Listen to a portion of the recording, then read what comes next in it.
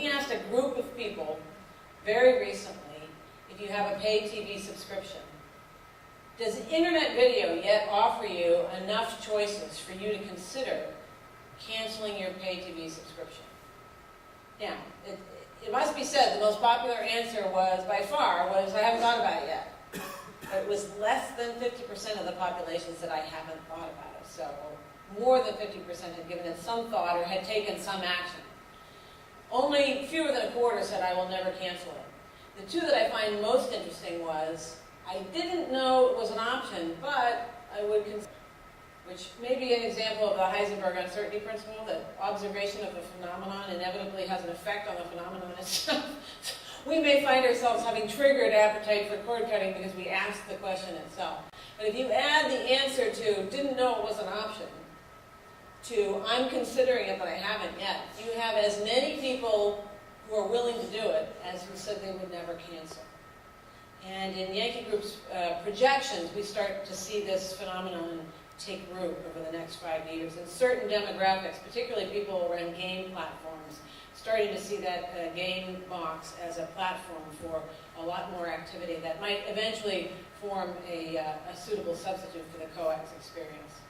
So we seek flexibility. We have more devices in our lives.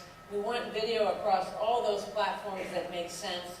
We're not yet sure where the sources of that video should be.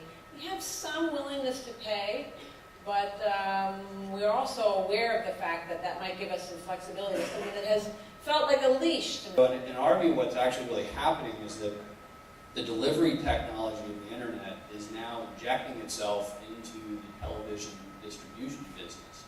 And so what's shaking out is what business model is going to live after that connectivity begins to become pervasive in the devices that consumers purchase. Because it elicits very different types of behaviors when you have internet-connected devices as opposed to devices that are traditional satellite, one way down. There's some true interactivity with those devices. And I personally think that this is kind of year one of a 3 to 5 year shift in which more and more of these devices will get purchased, the networks will get better and better and better, and you will ultimately end up in a place where consumers just start consuming content differently.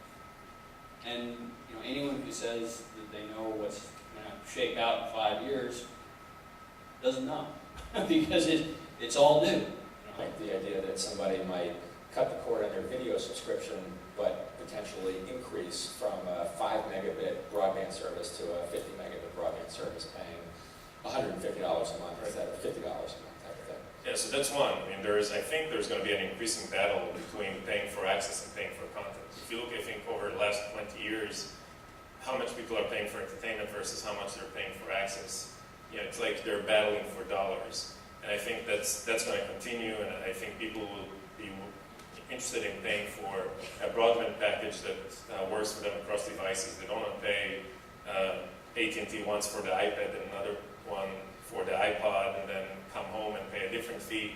They would love to have a bundled access that they know how much they're paying for access and they can consume how much they want. And that's going to probably go a bit head-to-head with how much people are willing to pay for content. We actually think that if you take a long-term view of it, we don't think that the entertainment spend combined with access spend is going to decline. We think it's going to increase.